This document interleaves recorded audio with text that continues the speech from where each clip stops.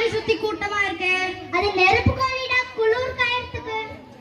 மீன் ஏன் தண்ணியில் மட்டும் நீந்துது? அது தரையில நீந்தும் தெரியாதா, அதனால தண்ணியிலேயே நீந்திட்டு இருக்கு. 5 நாட்டுக்கோழி முட்டை வாங்கிட்டு வா.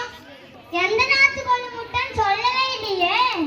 அரக்கியே பூட்டை திறக்க முடியும். அரைக்கி எப்படிடா பூட்டை திறக்கும்? முழுக்கி போட்டதான் பூட்டை திறக்கும். ஏன் முழுக்கீரை அரையா வெட்டுற?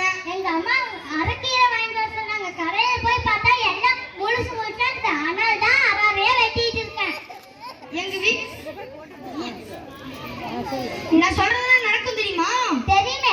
ஆடு, கோழி, மாடு எல்லாம் நடக்கும்னு சொல்ல போறேன். பஸ் ஏன் நிக்குது? அதுக்கு உட்கார தெரியல, அதனால தான் நின்னுட்டே இருக்குது.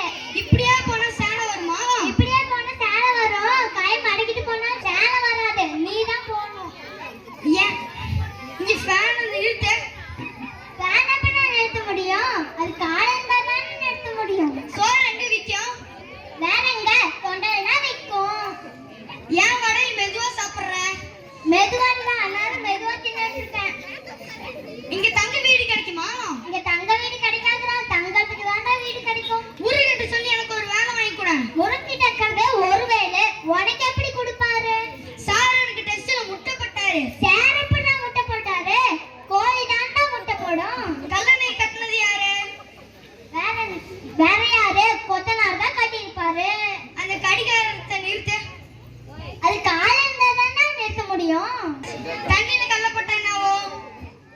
வேற என்ன, முழுகி போயிரும். ஒரு ஸ்டேஜ்ல மட்டும் டான்ஸே ஆட முடியாதான். கோமா ஸ்டேஜ்டா.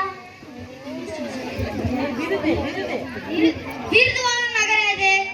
வேற என்ன, விருதுநகர் தான்.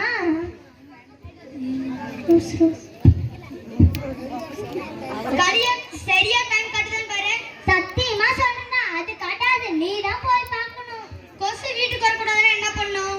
அதுக்கு அட்ரஸ் கொடுக்காம இருக்கணும்டா. முட்டை போடாத